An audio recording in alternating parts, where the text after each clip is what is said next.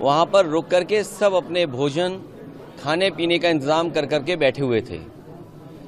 इसीलिए मैंने कहा कि इस सरकार में कई मौक़ों पर हम लोगों ने देखा अपने मनोरंजन के लिए मनोरंजन कर ये लोग माफ़ कर देते हैं, टैक्स फ्री करते हैं फिल्में।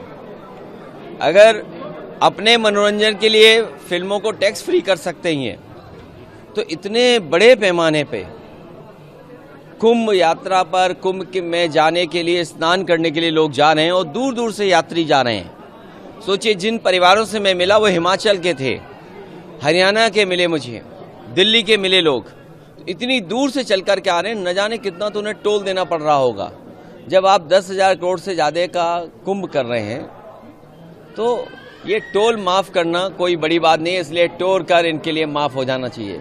आपने लोकसभा में सूची की मांग की। देखिए, ये सरकार छिपा क्या रही है, हमें आपको सोचना चाहिए कि आखिरकार जो सरकार 40 करोड़ लोगों का स्नान के लिए गिनती गिन रही है और हर स्नान के बाद वो करोड़ों की गिनती बता देते हैं। जो लोग करोड़ों की गिनती गिन रहे हैं वो केवल उन बातों को नहीं बता पा रहे कि जान कितनी गई है, लापता कितने लोग हैं।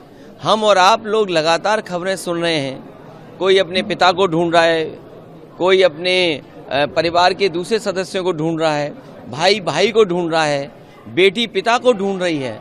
तो ये जो घटनाएं सुनने को मिल रही हैं कि बेटा के पिता एक्सपायर हो गए हैं, उनको डेथ सर्टिफिकेट नहीं दे रहे हैं। आखिरकार क्या छिपाना चाहती सरकार, जब आपने कह दिया है कि कुंभ में मरने वालों के जिन परिवारों की जान गई है उनको 25 लाख का मुआवजा देंगे, मदद करेंगे उनके परिवार की, तो ये गिनती क्यों छिपा रहे हैं आप? ये गिनती इसलिए छिपा रहे हैं क्योंकि उनको मुआवजा न देना पड़े। और बड़े पैमाने पर लोगों की न केवल प्रयागराज में कुंभ में जान गई है, बल्कि जब यात्रा करे हैं आने पर जाने पर बहुत सारे लोगों की जान गई। हमारी सरकार से मांग है कुंभ यात्रा में जिन जिन लोगों की जहां कहीं भी जान गई है, गोरखपुर में ही बड़े पैमाने पे गोरखपुर के लोगों की जान चली गई, उनकी मदद होनी चाहिए। आज भी अखबारों में पढ़ा मैंने कि कुछ परिवारों की जान चली गई। तो कुंभ में जान जाने वालों की, दूसरे प्रदेश के जो लोग आए जिनकी जान गई उनकी, और कहीं भी श्रद्धालुओं का एक्सीडेंट हुआ उसकी जान गई है तो सरकार को मदद करनी चाहिए उनकी। देखिए, दिल्ली का परिणाम जो हमने आपने देखा, आपको हम चाहते थे कि आप पार्टी जीते, आप पार्टी नहीं जीती, बीजेपी जीती है। लोकतंत्र में हम जनता का जो भी फैसला वो स्वीकार करते हैं, लेकिन उत्तर प्रदेश की हमने आपने लूट देखी है। ये जो लोग एक विधानसभा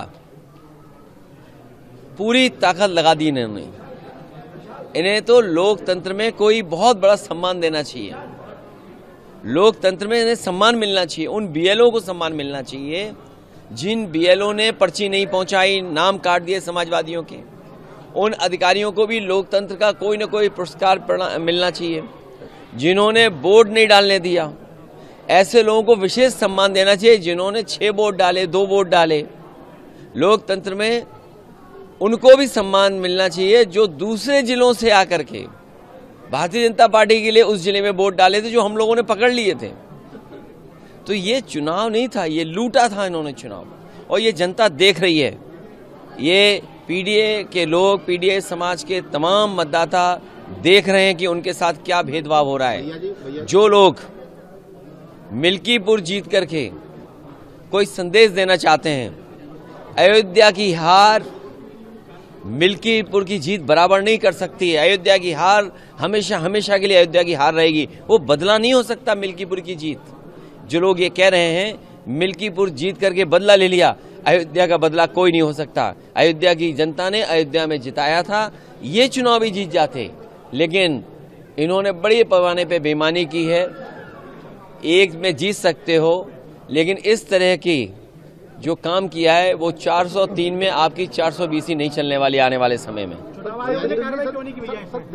चुनाव आयोग पता नहीं जग रहा है, सो रहा है, कहाँ चला गया, इसकी चिंता हमें और आपको दोनों को मिलकर करनी चाहिए। भैया जी, पहले हरियाणा और आप दिल्ली में क्या वो सीट जीते हम लोग सर, लेकिन कांग्रेस खिलाफ चुनाव लड़ी, आगे भविष्य क्या देखते हैं?